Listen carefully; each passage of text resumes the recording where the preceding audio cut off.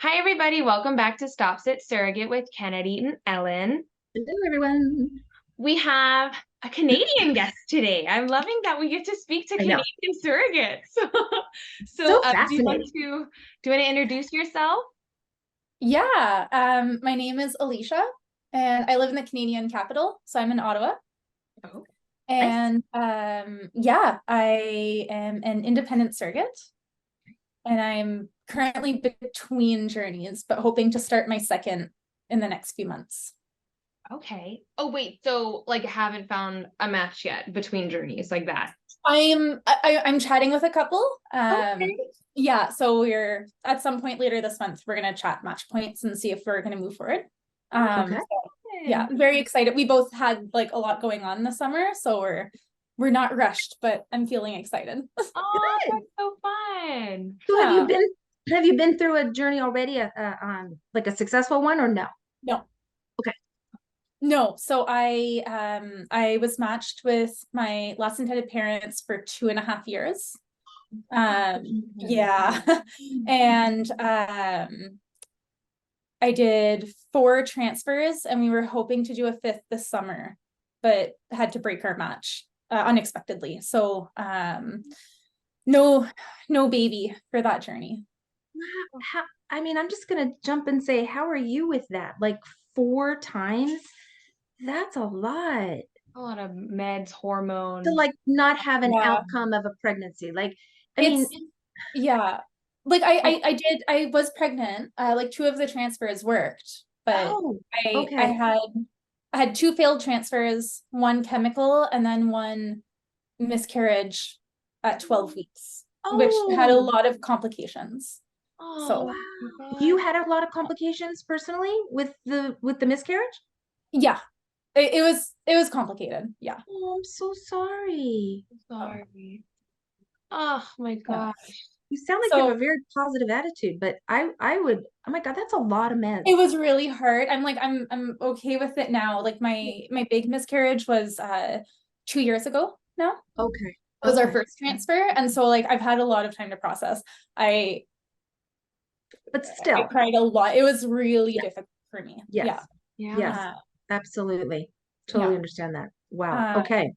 but I'm like, I've really had the chance to talk about it. Like it was really hard at the time Right. because as you know, I've learned a lot of other surrogates feel, when we experience a loss, it's as a surrogate, it's such a unique thing where I had all these emotions. I didn't quite know what to do with them. Right.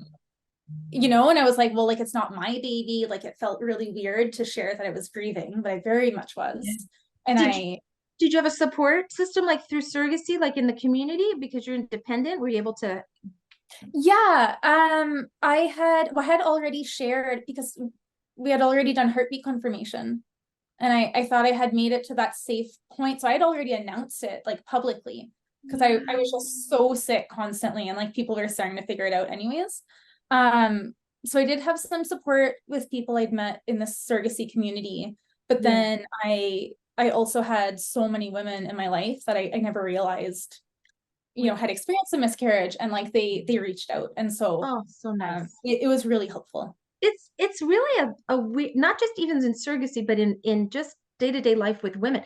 It's really not talked about a lot. It's almost like we No, don't want to talk about it because there's a sense of failure there, which is not it at all. yeah, But right, it's like taboo to talk. It's yeah. weird. Yeah, But it really is. And so I'm very vocal about it now. good, And I'll share like regular reminders on my Facebook or my Instagram, just like good. if you experience a miscarriage, like you can reach out to me whether you know me or not. Oh, very It sweet. was really helpful to me. Yeah, Yeah. Yeah, I waited about a week after before like I publicly shared. yeah. People are asking about the pregnancy and stuff. And like the difference I felt once I shared that and people reached out was it I saw how helpful it was. You So started the healing process, probably. Yeah, yeah, yeah. Great, good. it's a long Wow. one. Oh, Yeah. you poor thing. Who- Even if it's not your baby, it's you still are the one pregnant. You still the one that go through it. It's Yeah. totally You're yeah. part of that journey. Like the parents, the IPs and stuff, they go through their own part of grieving. but the surrogate's allowed to go through her own grieving. But since it's so not talked about, it's becoming more talked about. There's like 5 parts of grief in a death. Like, so there's nothing on paper. There's nothing. I think there's gonna be like, it's gonna be more accepted for women to talk about it in surrogacy. But right now, you were part of the journey. So absolutely you had a loss. Can I ask you on a personal level, you do not have to answer it. When you went through this loss, were your IPs, how did your relationship with your IPs go from there? I mean, I know that this was the first one. This was your first transfer, right? So then it kept going, but you know, sometimes that can be a make it or break it for both sides. I mean, I don't know. Yeah, no, we were all very supportive of each other and checking in. So it, yeah, they were with me when we found out. I don't know if, like, I don't know if you wanted me to go kind of like and share my story and like share that If when we get you, yeah, if you're okay are with it, comfortable doing that, then absolutely. it's incredibly important for information like this to be heard by others. Do you know what I mean? I agree. And I think like something I've really come to realize, and especially now, you know, like I've been in the groups for a while and like on the internet for a while, and I see all these new surrogates and like it's not talked about. No one really explained how common miscarriages were to me when I jumped in. And I very much jumped in pretty quickly. But you know, I think so many women go into this thinking like, well, I've never had a miscarriage. Why would I worry about that? Right. You know, not realizing how common it is in surrogacy. And like, yeah, like all surrogates have had pretty like healthy pregnancy track records. That's kind of the whole thing. Yeah. And you know, the embryos affect so much, the med protocols affect so much. It's not a natural pregnancy. It's delicate. And like, this is something that is very common. And you know, and like we do see situations where like both intended parents and surrogates aren't prepared for those odds. I've seen so many matches break on one side or the other because there's been a miscarriage, and either, you know, it's too hard on the surrogate, or intended parents, you know, didn't understand that this was a possibility and they think there's something wrong. And so, yeah, I love that it's being talked about. Yeah, us too. And we're happy to give the platform if you're willing to share, because seriously, it needs to get out there more. Okay. So then I guess, so you get matched with this couple because you're doing it independently, right? So do you find them on like social media, or did you find them through like friends? Yeah, so I found them on Facebook. So I wasn't looking to be a surrogate. It's something that's been in the back of my mind for years though. Okay, wait, now I have to ask. Why? I always ask this first and we just kind of jumped in. How did you even find out about surrogacy? Well, I've always known about surrogacy. Like, I mean, you know, I watched Friends as a kid, like known about it growing up. Believe me, that's not how a triplet pregnancy goes, but okay, keep going. But yeah, so I've thought about it. It was just always something in the back of my mind. I don't know why. I love the idea of it. And, you know, I had my son very young, and I wasn't in a place in life to do that in my like earlier years. And it was 2020. My husband and I had been married for a year at that point. Okay, it was 2020. It was pandemic. So anyways, I was on Instagram, and my cousin had shared a profile for these local intended parents that she knew. You know, like she's not involved in surrogacy. It's just someone, you know, she knew from school. And so my cousin was like, you know, kind of a small like local influencer. And so she was like, I have like 5,000 moms in the city who follow me. Let me share. And so I saw this, and I turned to my husband and I said, I know I've like never brought this up before, but this couple's looking for a surrogate and I really want to reach out to them. And you've been married for 1 year. And he's like, whoa, bombshell. Yeah. And so, and like his response is like, there's a pandemic. What else are we going to do? Oh my God. Very fair reaction. That's very sweet. Yeah. Oh my God. Well, still overly supportive. His opinion changed a little bit.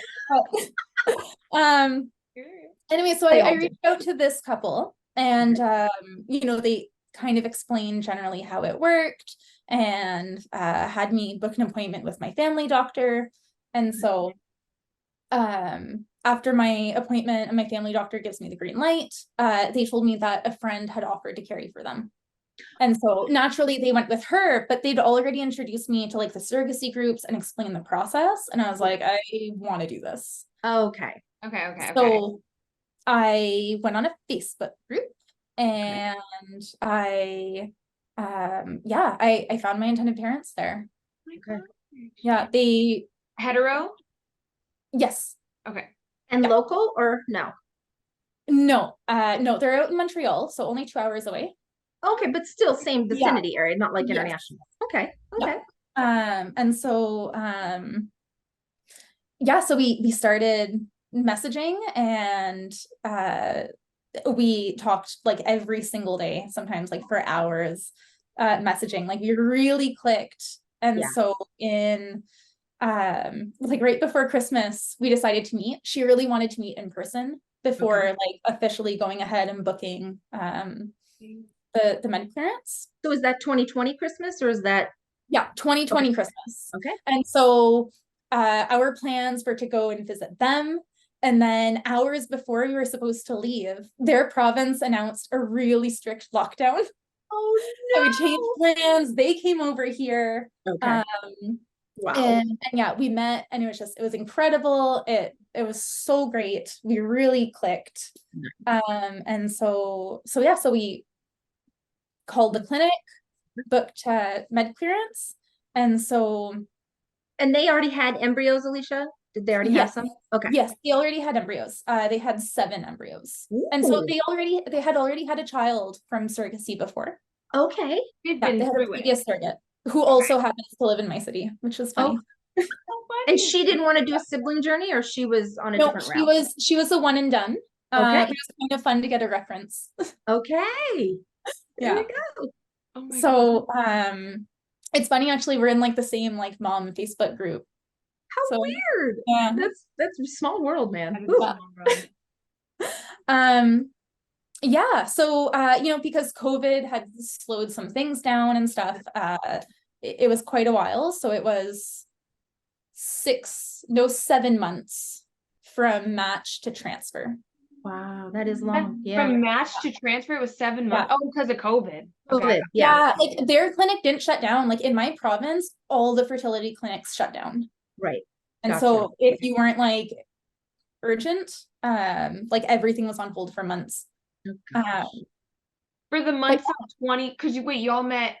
She's 2021 now, right? Right. So you're in 2021 now, right? Yeah, 2021. And it still took that long? Yeah. Oh, but also their fertility clinic, it's a public clinic. So like they're still paying out of pocket for like the fertility costs, but they're also dealing with like they also have like public patients, everything like through the province and stuff. So like it's a bit slower, I think. Okay. Yeah, because they're a bit more overwhelmed. Okay, I get it. Okay. Yes. Okay. Yeah. Interesting. Like I don't think the paying clients have priority over others. So anyways, but first transfer took. Okay. Yeah. Okay. How were meds for you during that first transfer? Oh, right. Yeah. So I had my lining was pretty thin. Okay. But I got a lot of extra meds. I started off, I was taking S-Trace 3 times a day. So that's 6 milligrams total. Okay. And so they upped my medication because my lining wasn't thicken super quick. Okay. They also took my IUD out at my med clearance a few months ago. Okay. So that might have been a factor. Yeah. So then they added some. So I was taking 10 milligrams of S-Trace. And then I had an antibiotic and a steroid. Okay. And then I started injections. Okay. Yeah. How did you give them to yourself, or did your husband do it? My husband. Oh, that's super nice. Oh, what a good guy. And so, yeah, the meds were like pretty intense. Yeah, I would have to really make sure to take my meds with food or I'd like get sick. And I get really sad when I take them. Oh, So like the first few days I'm crying a lot. oh, poor thing. It's all that extra hormones. Oh Lord. Oh, so many hormones.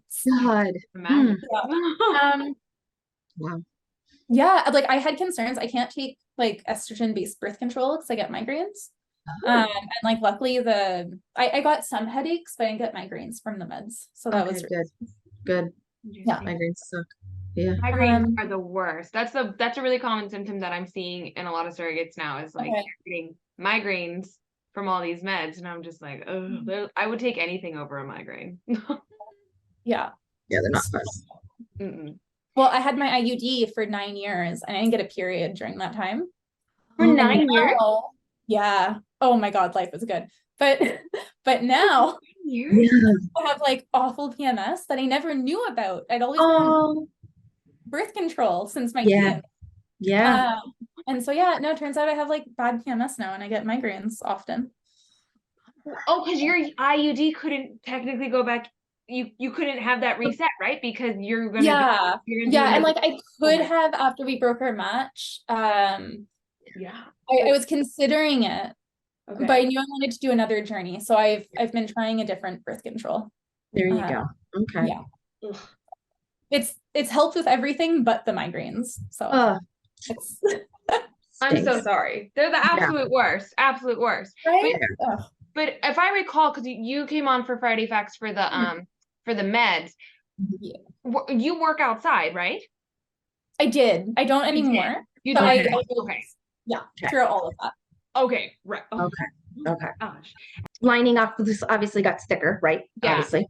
Yeah, exactly. I went for like my lining check. They upped my meds, had me come back. Okay. And then it was fine. Moved ahead with transfer. Okay. So transfer was successful. Were they there? Right. Yeah, it's just one. Sorry, Kennedy, what did you say? I'm sorry. I said, was the couple there? Were they present for transfer? They weren't allowed in their room at that time. Oh, I hate that. Because of COVID again, or just because of Yeah, because of COVID. So like they were all like there waiting, downstairs with Oh, how hard is that? Poor things. Yeah. So I started testing at home because that's obviously that's what you do. All surrogates do. Okay. Yeah. You're not a true surrogate unless you actually test before you're like when you're told not to. Like we all are gonna do it. Yeah, and of course they said, not to test. Of course. No. So my clinic then calls me. Okay. Like after my betas. Okay. And they tell me it didn't work and to stop all medication. Okay, but while you were testing at home, what was coming up? Oh, I was getting bright lines. Oh, wild. So I asked what the number was. Yeah. And they said 0. And I told them that didn't make sense because I'd been testing and I got a positive like that morning.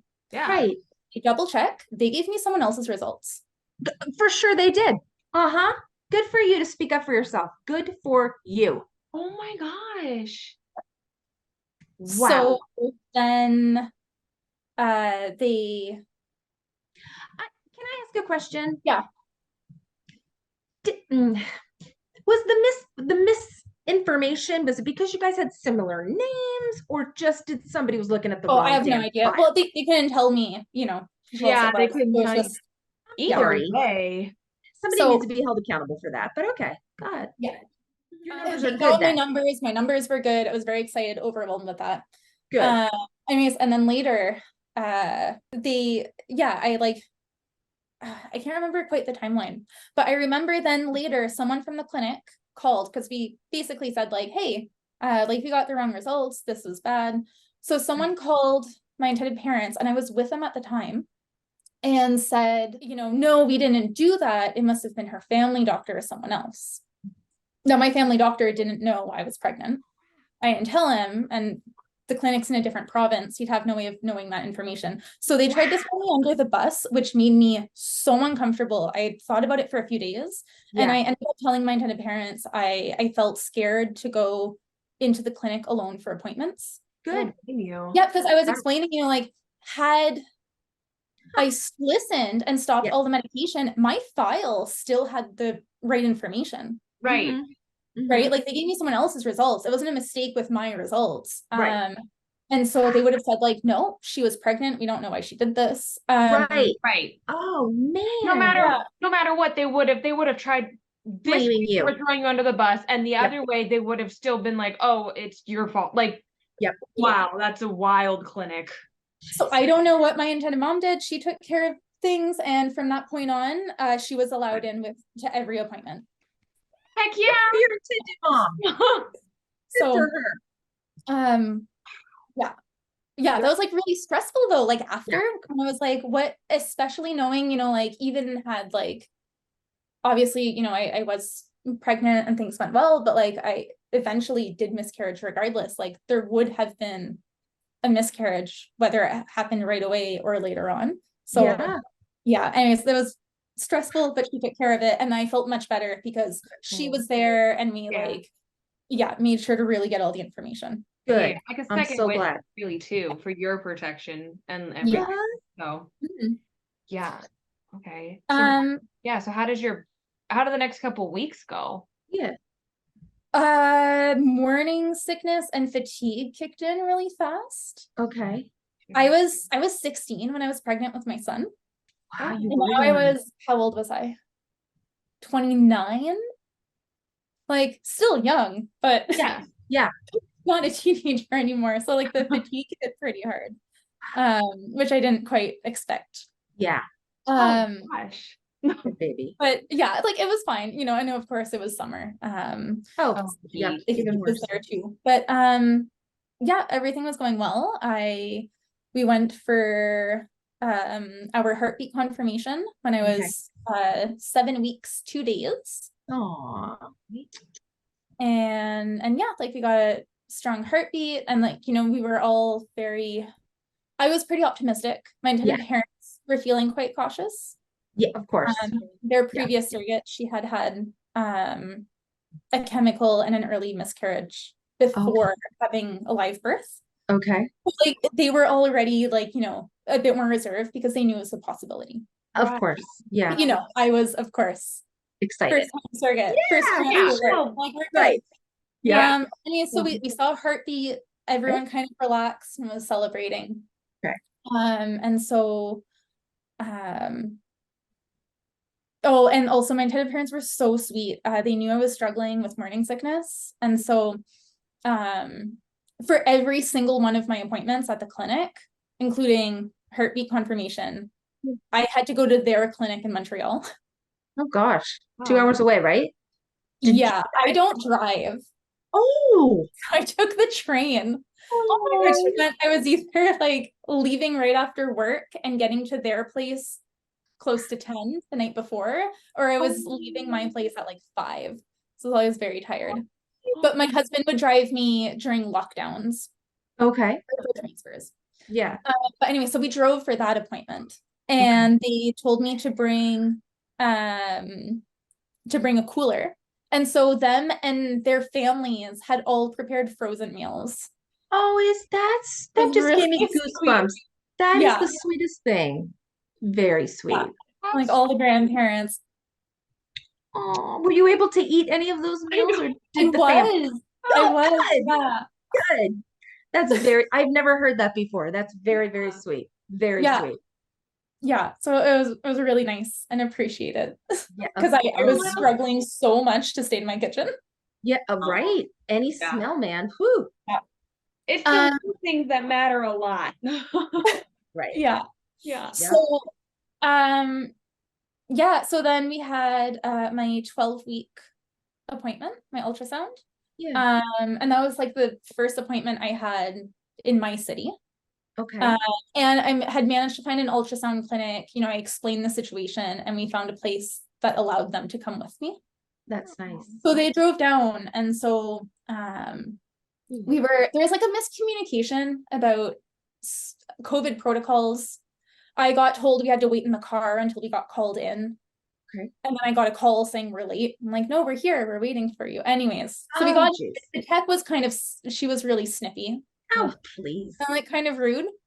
The tech can make or break an appointment, I swear. They can. I know. It was like the last appointment of the day too, because they were like, you're not really allowed people like support people. So they like didn't want people to know. They were Sure. Got you. But anyway, so yeah, she was being kind of rude. And so I get on the table and she gets the ultrasound wand out and her demeanor changed and she wasn't so sniffy anymore. Oh, right. Which, yeah. She doesn't see a heartbeat, right? Yeah. And so I'm looking at the screen and, you know, I know that at this point, we should be seeing a bit more than what we're seeing. Yeah. And so, yeah, so she told us that we were measuring 7 weeks, 4 days. Oh, so right after you had heart. It would have been like a day or two after my last ultrasound. So you hadn't had an ultrasound in 5 weeks then? No. It was just heartbeat confirmation and then the 12. Yeah. Whoa. Yeah. Wow. That's bizarre, right? It's pretty common here for like the ultrasounds, like you get viability ultrasound and then Oh no, I didn't mean it was bizarre you didn't go for 5 Oh, weeks. just that it's been so long. Bizarre that it was like within a day or two. Like if you had waited on heartbeat confirmation for like 3 days, then we would have known. Yeah. Right? Mhm. So I'm sorry. So what is the mom with you? Both the parents are with me. Both of them are in the room with you. What's the demeanor once the tech tells you she doesn't see a heartbeat, or she just tells you what you're measuring? She says she doesn't see a heartbeat. Okay. She asked several times, are you sure? Maybe you didn't calculate right. You know, she was saying like, you know, sometimes it can be hard to calculate and we say it's IVF and, you know, she exactly. Yeah. she asked me who my midwife was. And so, you know, she was like, take a few minutes. I'm going to go get your midwife on the phone and you can chat with her. Okay. Yeah. What's the demeanor of the parents at this point? Like what they're crying. Like we're all crying. Yeah. I was gonna say, how are you doing with this information? I mean, your husband's not with you, right? No. And I was like sobbing at this point. Yeah. I can imagine. Oh my God. You need your person. Yeah. Yes, but you need your person. Yeah. So yeah. Unfortunately, yeah. So my midwife. Yeah. Here, I don't know if it's the same everywhere, but here, midwives are limited in what they can do. Okay. They can essentially treat anything in a healthy pregnancy. Correct. If there's complications, they have to send you to an OB. Right. And they're not able to prescribe the medication that I needed. Yeah. Yeah. But okay, so I text my husband, who like immediately left work. My piece and we go back to my place. Okay. My husband had stopped for some beers on the way, and we like all had a drink and like cried. Yeah, of course. Oh God. While like I am on the phone trying to figure out what do I do, where do I go? Right. Because at this point doesn't care. You know, which is weird to me, Alycia, not weird, but if really no heartbeat after 7, let's say 4, 7, 5 days, something like that, and it's almost 5 weeks and that baby didn't abort itself. Wow. Typically, I mean, it would. It's 5 weeks. So like typically there's nothing to sustain the placenta. There's nothing it would abort, but it didn't. Yeah. So like I'd never heard of a miscarriage before. Like I didn't know that was a thing. I didn't know that could happen. So I was just so blindsided. I hadn't had any bleeding. I figured everything was fine. Right. So how do you have to now go to an OB to get prescribed those medications, or can they do it over the phone? No, well okay. Yeah, you tell us.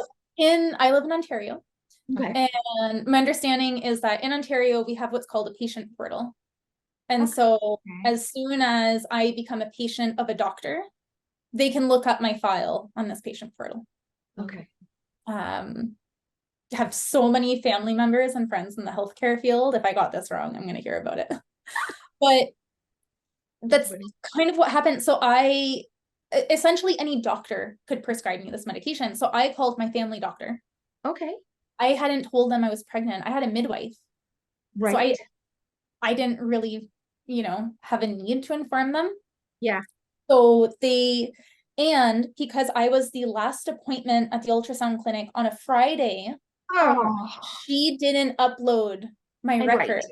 They weren't in She there. called my midwife, and so like she called I can understand the logic there, but so she didn't upload my records, and so absolutely no one would do anything without being able to confirm. You're right. I tried calling. We have like an urgent care clinic. They referred me to the abortion clinic. This is to learn that people don't know what a miscarriage was. Right.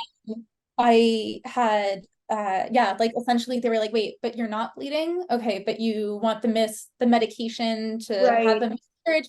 Anyways. Oh my God. I thought, like, okay, obviously it's the same medication. Sure. I called them and they're like, no, we don't deal with this. And I went to the emergency room that night. I was like sobbing. I also, I stopped all my hormones. I was not handling the fact that, like, it sounds super graphic, but like I had a dead baby in me for 5 weeks. No, totally got you. Extremely aware of that fact. Alycia, handling it. Alycia, I had twins. One passed away, and I had to carry that dead twin until the other one was born. I'm right there with you, girl. I get it. It's not pleasant. No. Right. And you have to go with that knowledge. It's sad. Oh, I'm so sorry. Oh, God. So hold on. You're calling all these people Friday night, like doing all this. God, like as if my midwife. Oh my God. My midwife, while she couldn't do anything, like she couldn't prescribe anything to me, she was really helpful. She explained my options. She talked me through, all this stuff. I tried to go to the emergency room. I live in a big city. So like we have big hospitals. Right. Good. The male triage nurse told me that I wasn't having a miscarriage because I wasn't bleeding, and then told me if I really wanted to be seen, then it would be an 18-hour wait. What? Minimum. Yep.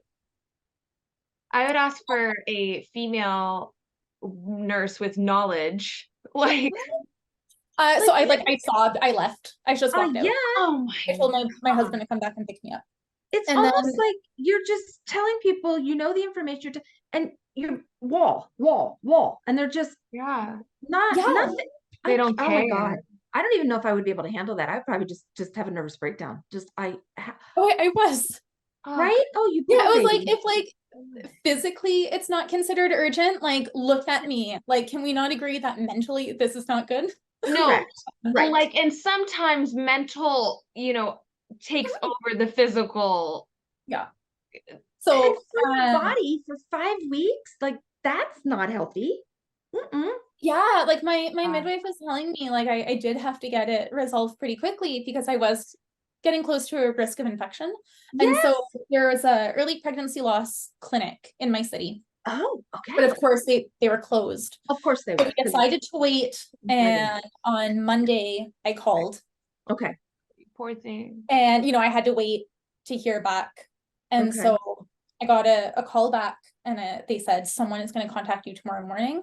And Tuesday morning? Yeah, Tuesday morning. So Tuesday morning they call.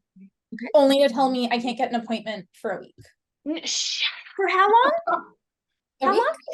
Does nobody cares? Nobody cares, really. I'm frustrated for you. I know you've been through this. I know you were living through it, but like my blood's boiling at the pure fact that like we can hear it, and we can hear the fact that like, no, this isn't something you mess around with. What the hell is going on? This is. And if she were bleeding, if you physically had something, if you were bleeding, right. Take you in a heartbeat. They would take you in a heartbeat. Yes. I would just throw some ketchup on my freaking underwear and be like, boom, there you go. Like, Like, Oh I man. have heard from others who've had like regular miscarriages and the emergency rooms. Not nice. No, they let them like just hemorrhage through their pajama pants in the waiting room. So not hemorrhage, but like No, I get like you. enough. No, I get you. but anyways, okay, so at this point I'm like losing my mind. My midwife, who's so sweet, keeps checking in on me. She was so excited to have a surrogate too. When she found out, she told me, she's like, I've never had a surrogate patient before. So fun. Excited. But so she ended up, what she did was she called the small hospitals in the towns around us. Okay. They often have much shorter wait times. Sure. So she called and she asked if they had a gyno on call. Okay. And so one of the hospitals, they did. She explained the situation. I showed up. They like were already expecting me. Oh, good. And I was like, Hallelujah. partly it was like the hormones crashing too, I'm sure. Yeah. But also like I was like exhausted. I was so Right. frustrated. So I was like, hysterically sobbing. Like I walked in, like my whole face and my eyes were puffy. And I was like, you know, when you're like hiccuping? Yeah. Yes. Because you've just been crying so long. So, and I just Hyperventilating. did my triage, go back to the chair, and I'm like hiccuping, breathing. Because I was also anticipating for them to be like, sorry, we can't help. Right. A big fat no. Yeah, So exactly. a lovely nurse like immediately came to see me. She's like, I got a room ready for you. And then she asked for my husband's number. And she was like, we're gonna call your husband and tell him to come wait with you. And this is like still COVID, like against protocols. And they're like, no. Yeah, they were like, it's not going to be a COVID risk. Like, you need someone with you. Good. Thank So gosh. finally, I see a doctor. She was so kind. Oh, good. And so she prescribed me like misoprostol. Okay.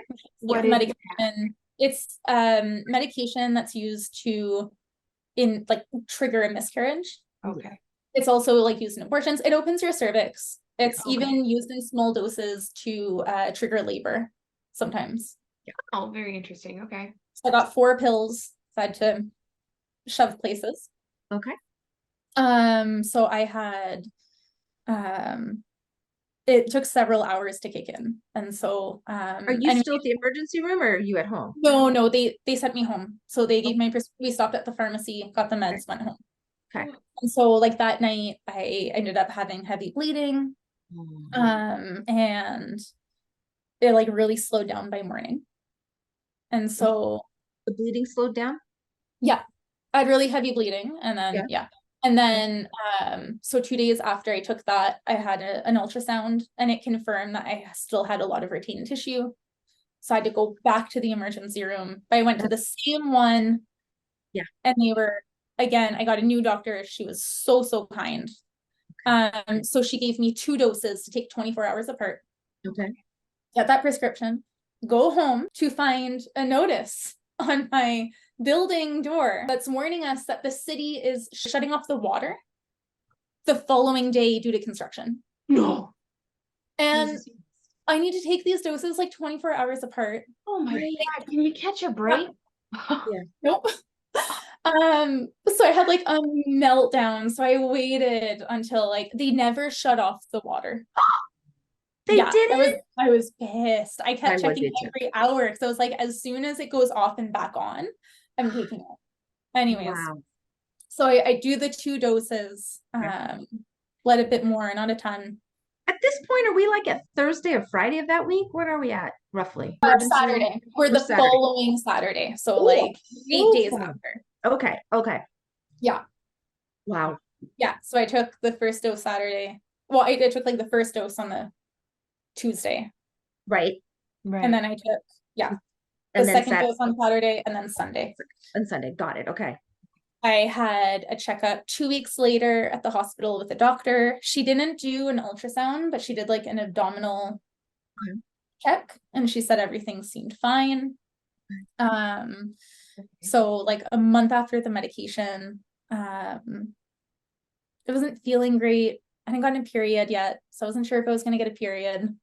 And I just didn't feel great. Tell me you said, don't tell me what I think you're going to say. So I luckily, because the last doctor I'd seen heard like the whole story.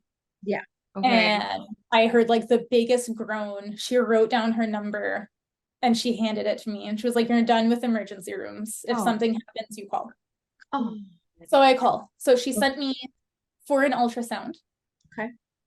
Ultrasound was inconclusive because she said it was difficult to see if she was, because I would have been due for a period. Yeah. Had it been successful, she was like, "We can't really tell if it's lining built up because you're about to have your period or if it's retained tissue." So then they sent me for blood work. Okay. Those results ended up getting lost somehow. And Oh my God. Yeah. So it took 4 days for those results, and then I got a call, and I had retained tissue. I got told I had to go in for an emergency DNC because at this point it had been 11 weeks. Yep. And girl, you would go septic 11 weeks. get Hold the phone. 11 weeks since you had found out? No. Okay. Since like the heartbeat had stopped, and then it had been like 6 weeks since I had found out. Does that? Yeah, that math checks out. How is that like where is there not like how is that not like a health lawsuit? Like but where they messed up, I mean, not an abdominal feel. Let's do the ultrasound after you've done the 2 doses and let's see, did it do its job? Yeah. Did you bleed during those 2 doses? I did, but very little. Okay. Yeah, and like the ultrasound, the one I had right after the first dose showed that there was a little bit of retained tissue left. Yeah. So like I wouldn't have necessarily bled a lot, but yeah. So you go in for an emergency DNC like that day or the next day? Well, she asked me, she like called, she was like, "You need to come in today for an emergency DNC." She was like, "Have you eaten?" I was like, "I literally had a piece of toast 5 minutes ago." Yeah. Oh. So I went in the next day. And I was really scared. Like I would have had the option for a DNC if I wanted. Yeah. But I have a fear of anesthesia. And so I really wanted to try the pills first. Again? Try more pills? No. Oh. Like I first found out. Okay, when you I had the option. Yeah, the 2 options, and I opted for pills because I really don't like anesthesia. Yeah. Like I don't get frozen at the dentist when I get fillings. If they don't go near the root, it's fine. It's fine. Oh my God, girl. It's just the noise. Okay. Yeah, you can just anyways. But so they were really great though. It was still at that same little hospital. Good. They were so kind, and like they knew I had a fear of anesthesia. And so like they told the anesthesiologist, who came out and saw me in the prep room, and he took the time to like talk with me. I had a bad experience with my my epidural. Oh. And so he took the time to explain, like apparently it was like a really common thing. The epidural was a little too far in, and it was leaking Christ fluid in my brain, which apparently is like super common. Wait, it was leaking what? Leaking fluid in my brain. Like it's not as awful as it sounds. Yeah. From a medical standpoint, it feels terrible. So I had like the worst migraine of my life. Awful. That sounds terrifying. That is why I did not want a DNC. Oh my gosh. So like it was fine. I felt like really comfortable with, for like a terrible situation. Yeah. Like they really went all out. And they're explaining and all of that. So it was very helpful. Okay. Yeah. Because like I'd been like sobbing finding out I needed surgery, essentially. So you have the DNC, there is retained tissue, they get it out. Yeah, they get it. And then I later had an ultrasound. All was good. I got a period and like good. Can I ask miscarriage is over?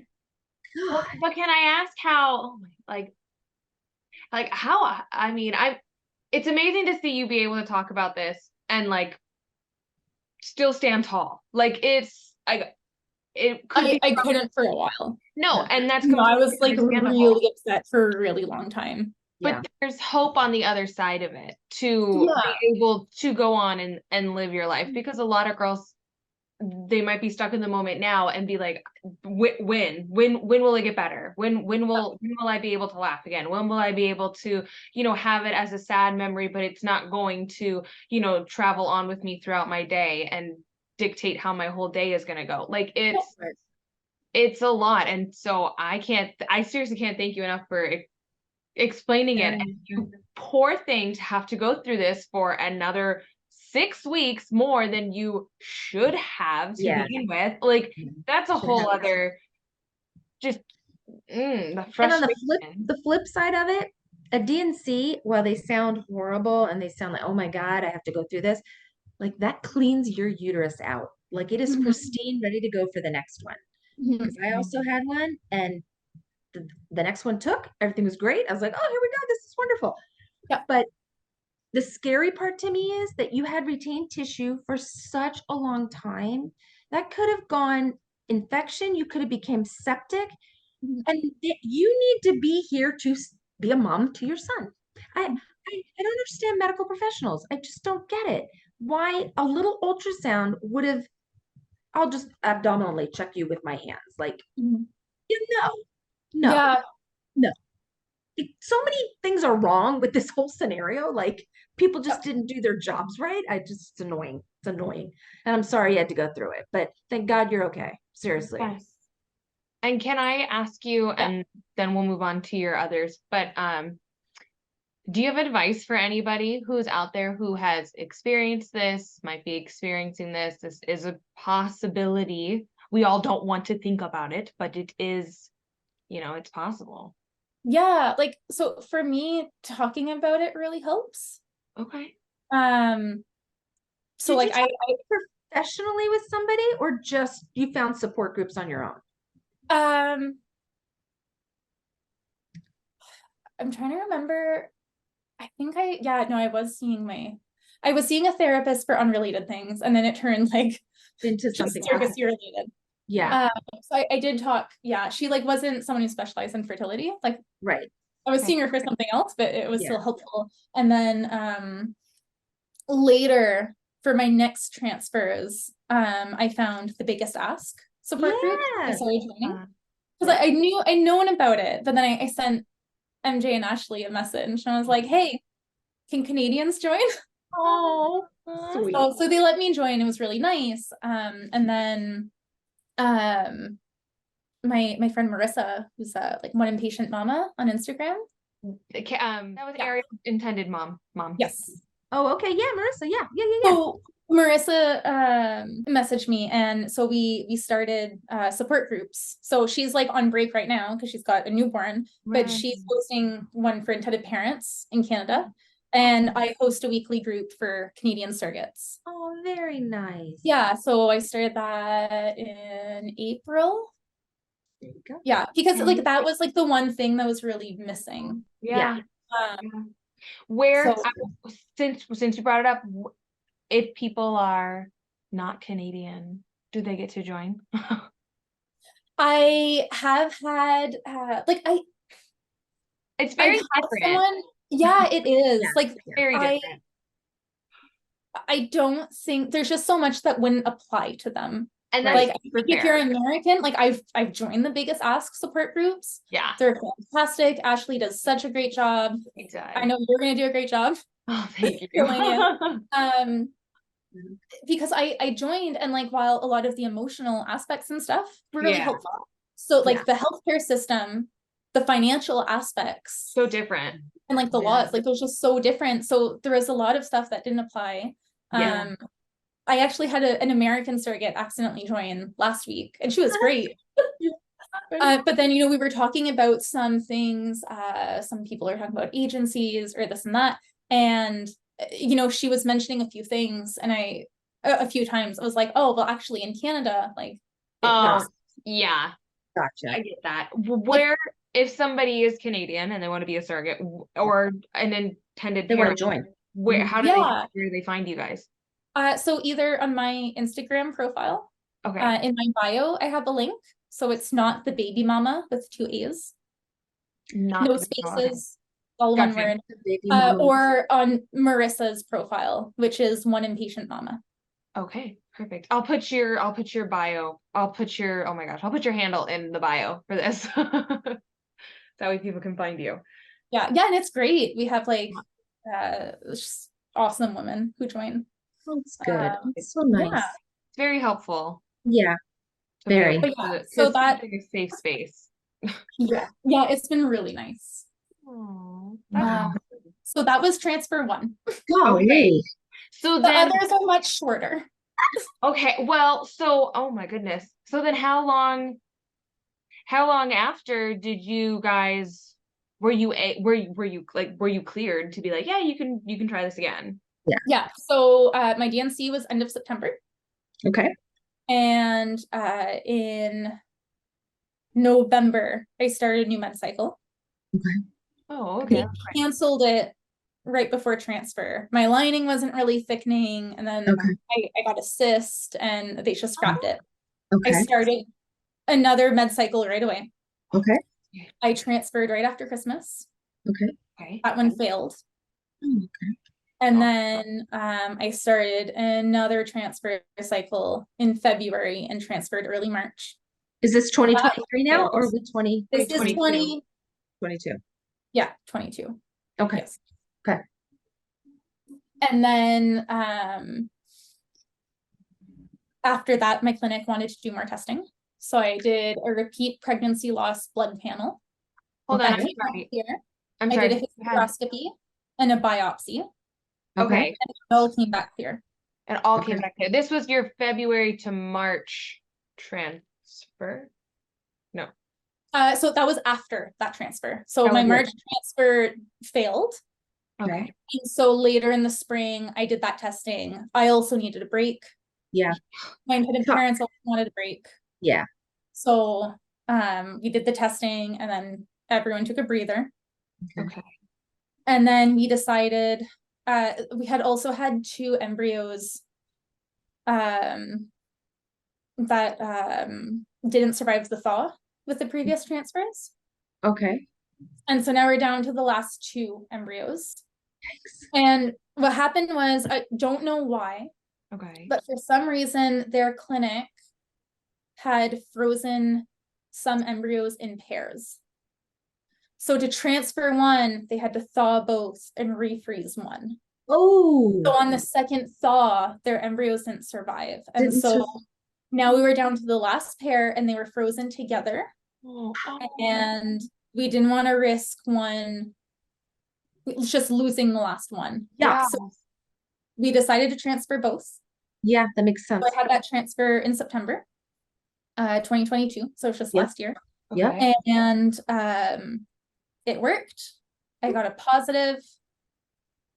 I saw my tests get darker and then get lighter, and then get darker again, and then get lighter. And so I'm convinced that both took, and we lost them both one after the other.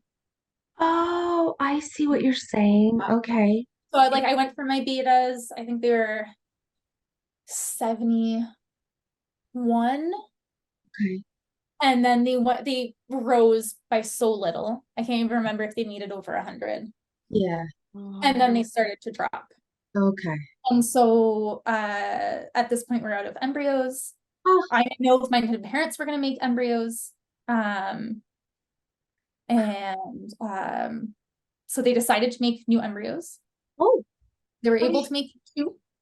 Okay. Can I ask though, these previous embryos, all the embryos that they transferred to you, were they tested? Is that a thing that gets done in Canada? It is a thing in Canada. None of their embryos were tested because they Interesting. due to maternal age, and also the fact that they didn't have to make embryos due to infertility directly. Okay. My intended mom, she had to have a hysterectomy because of something else. Okay. Not because of infertility. So they didn't think they had infertility problems, right? Gotcha. Okay. Yeah, so none of the embryos were tested, and we'll never know. But they wanted me to see reproductive immunologist. Oh. Yeah, so I think reproductive immunology is treated a little differently in Canada, because I know that in the States there's only a few, and it's super long wait lists, years. Yeah. Our wait was 6 months, and So long. it's so very long. Yeah, but anyways, so our goal was basically to see if there was anything she could think of to check or test or something non-invasive to try. Because oftentimes, reproductive immunology is when they basically shut off your immune system and they play around with it with medication. That's how it was explained to me.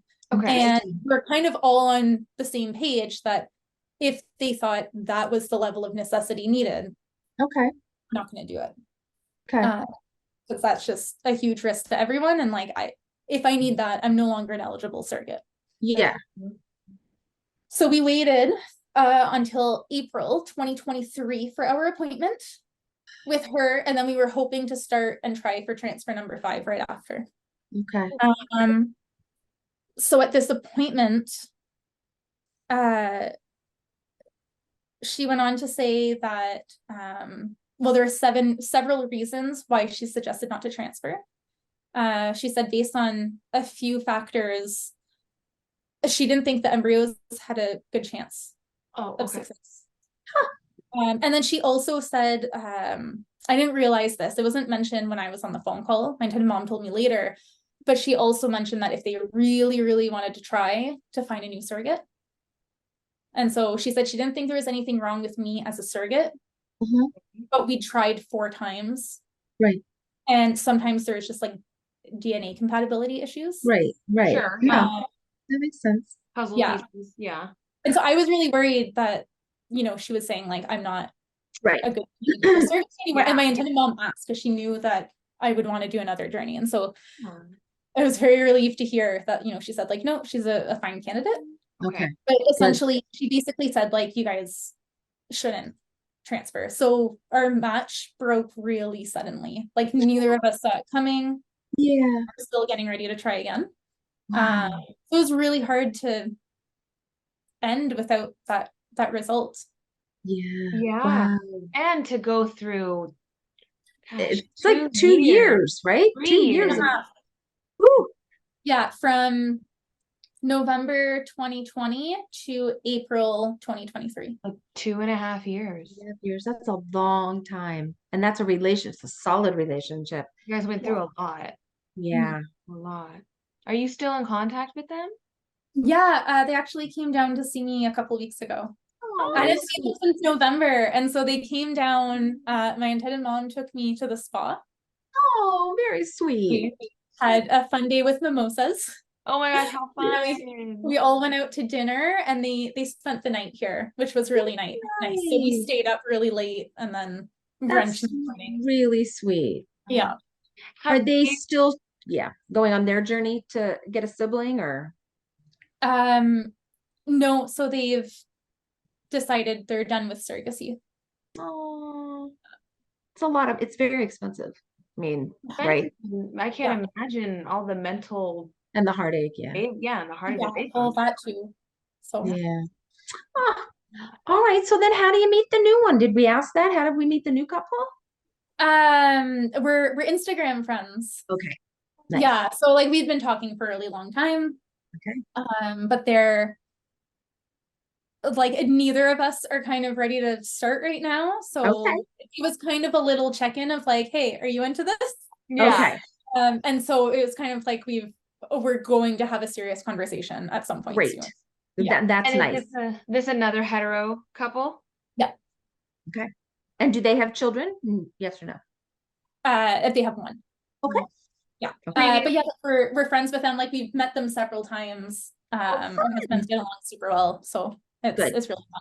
That's awesome. There's hope. Good. And everybody looks positive and is positive about going forward. That's great. Yeah. Oh my gosh. I'm excited to watch your next journey. I mean, I hope. Oh, go ahead. No, you go. I was gonna say, I hope we don't have to like give you a platform and talk about more crazy ass stuff. I just hope you get pregnant. So you're and have done. Just an uneventful pregnancy. You have a baby. Things are good. With enough crazy for one lifetime. So, like, there's no more crazy coming your way. I will deflect it. Like, it's too much. I now know what to do to avoid that very unlikely situation from repeating. And there are some things I can do, thankfully. But the likelihood of it happening again, I'm fingers crossed, knock on all the wood, but like it's just not vibes. Yeah, sticky thoughts. It'll be great. Just keep thinking positive. You're meant to do this. It's clear you have a passion for it. It's gonna happen. It's gonna happen. Yes. Oh my gosh. It's so weird because like I haven't completed like a successful journey, but I feel like I have more experience with Yeah. a lot of things and like a lot of like experienced surrogates where You I'm like, do. okay, 3 babies and 3 transfers. I've had 4 transfers. Right. No, you've topped me there. You've had more. But no, on a serious note though, like yes, I have had 3 completed or whatever you want to call them journeys, but I don't have the knowledge that you have. Yeah. I don't have that experience, which is so important. And I think that the more that people get to hear of other stories, that's how surrogates become more well-rounded, more aware of situations, more prepared. Because I I'm still learning every single time. And I've technically been through 6 journeys because I've been through all 3 of hers and all 3 of mine. Yeah. And like I still like I've never heard of a miscarriage. Like what in the world? Like that's a new thing to me. And all these things that are starting to happen in our little surrogacy world, it's really important for everyone to like understand. And so I really do appreciate you opening up and speaking about it because that It's was hard to one do. hell of a Story.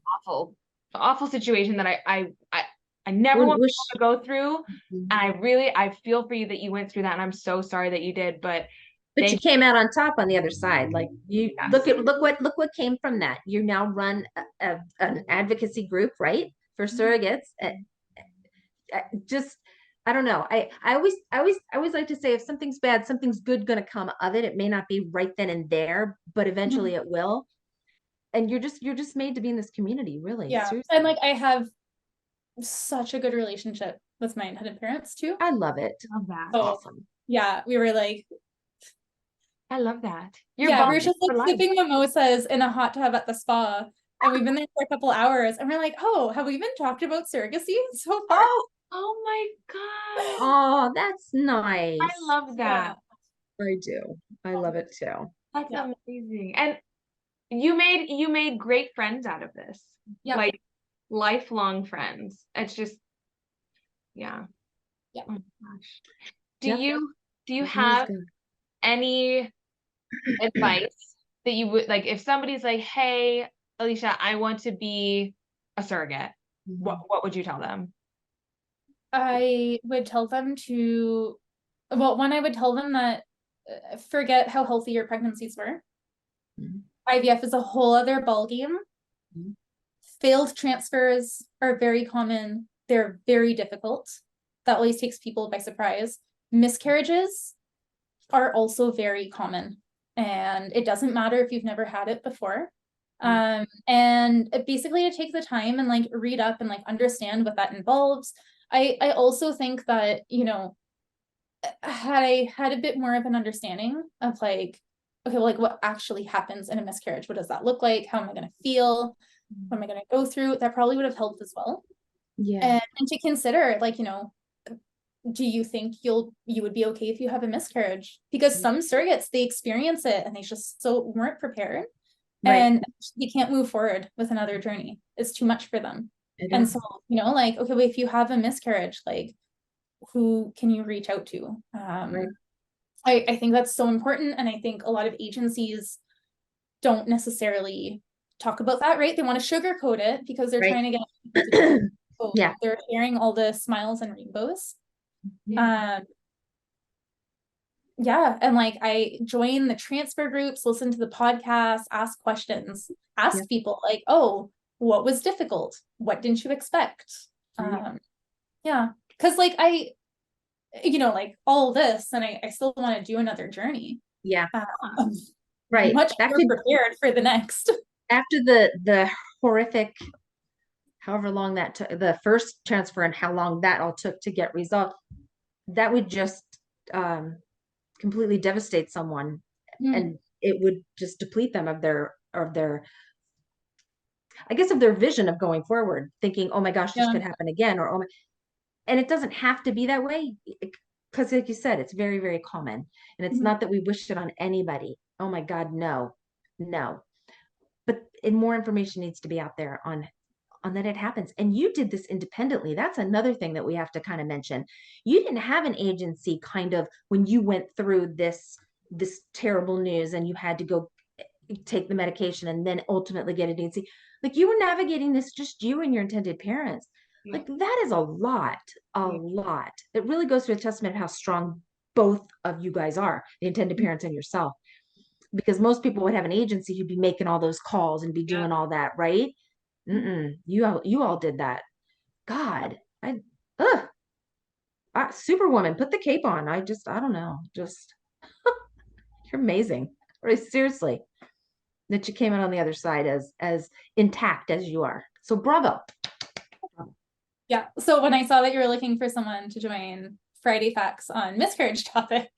Oh yeah, I'm telling you, right? I'm your girl. I am telling you right now, the amount of women who have signed up to do that, I'm just going to let them all come. I think it's going to be more therapeutic. I'm not even kidding you. When I posted that, and I was like, oh my, I had no idea. Like, I had no idea. And I keep having more girls be like, do you have an opening for this? And I was like, you're all welcome for that day. Absolutely. Because I do think it's therapeutic to talk about it. I've never experienced it, but hearing it from you and Grace just talked about hers. If we have a lot on that one, Ken, we can even break it down into 1 or 2 or 3 parts that we can just, if it goes over, way over, because everybody, I want them to have a platform. Do you know? Yeah. No. Yeah. Totally. Well, it might go on longer than expected. Yeah, because it really needs to be talked about. It's just even therapeutic for me, who's done this years and years and years ago. I had nobody to reach out to. Like, I think this is phenomenal that you all talk and that you get support and strength from one another, because that just wasn't a thing. It wasn't. And it's sad because we're women.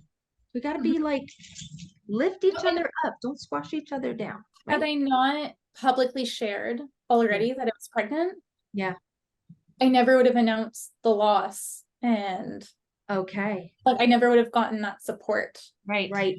So like with my other transfers, I, from like starting meds, I was like, you know what? Like if I do have a loss, like I want people to know. Yeah. So I was just very open going forward with that. So good for you. Yeah. It's a way to look at it. It's really a good attitude. It really is. No, your attitude is phenomenal, because I don't, there's always haters out there, and I don't want people to listen to this or watch us and be like, oh, they're smiling a lot, or oh, we're having a conversation. We're human. And you've moved on, but it's still such a hard part of your life that you want to help people, but you're not stuck in the grief every single day. You might still have grief. I'm not saying that you don't at all, but I'm just saying I just don't need the haters being like, me. Some people can't move forward. They just can't. And I'm not just saying IVF, I'm saying in real life. Like we know somebody who's stuck. Yeah. Your attitude is a testament as to your strength, and it is. And we so appreciate you sharing and being open and authentic. Really, honestly, this has been a learning curve for me. I really enjoyed it, listening to your story. I really appreciate being on the podcast. Like years ago, when I first got into it, I've always been into podcasts and I couldn't find anything surrogacy related. Yeah. And so when I found you guys, I binged. Oh my gosh. Just thank you. Stories all day. Yeah, what's funny? First picture, right there. First picture. No, what's funny is tomorrow marks our 2 years. So September 12th is our 2 year of our podcast, which is, we honestly, I think I had hopes, but I really think that she was like, we're gonna tell our stories and be done. And it's like, no. Seriously, that's exactly what I thought it was gonna be. Our stories, and that's it. Yeah. Look at you now. Yeah. So I saw it was on Facebook, and I don't know if you're in any of the groups still, but someone shared the podcast. They're like, oh, I found this really cool resource. It's like great to listen to. And I commented, I was like, oh, I'm like going on to do an interview with them in an hour to be on the podcast. Oh my gosh. No, how cute. Heck yeah, awesome. Watch Alicia's. No, how funny. Well, thank you so much for taking the time to talk to us. We really appreciate it. So really, seriously, can't thank you enough for coming on. Have a wonderful night. You too. Thanks, Alycia. See ya. Bye. I don't know if I could be as brave Hell, as she was. She's a brave girl. That's a lot. It's a that's lot. like a strong human being. Yeah. And but I do want to say one thing on the end of this one is we don't talk a lot about intended parents. Hers sound phenomenal. Like I know there's a lot of great intended parents out there, but honestly, To go to through have that. meals made, to give her because she's nauseous and the whole family participated and she But to like go, but to yeah, go through all hand of in hand. that, Right. and that'd be the first transfer, not the last, the first transfer, do 3 more, and what, still 2.5 years strong, they're They're still friends, mhm. and they're hanging out and Yeah. drinking mimosas, and it's Yeah. like, I don't even have that with my couples that, like, Mm. I have decent relationships with, like, Well, they're so international too, but it's but okay. I'm just saying, like, No, me neither. I mean, I'm it friendly with doesn't mine, but matter it's that your right, journey's completed. right. It matters that I The don't even like connection. the word completed. I don't even know the proper way to say it, but I hate saying that. But Connection and the relationship was made, and that's going to go on forever. And that's what a surrogate and intended parents have to realize that it can be a forever bond. And she's got one. And that I'm so kudos to those intended parents for sticking by her. Really, seriously, it's awesome. and Yeah. so excited, sending you sticky vibes from this day Yeah, yeah, forward yeah, yeah. for your next one because Yes, ma'am. that's all you deserve. Oh my That's gosh. right. That's right. Oh my gosh. Well, if anybody has any stories or any questions they would like to ask, please feel free to reach out to me at Stop.Sit.Surrogate on Instagram. It's been another edition of Stop Sit Surrogate with Kennedy and Ellen. Thanks for listening, guys. Bye. Bye.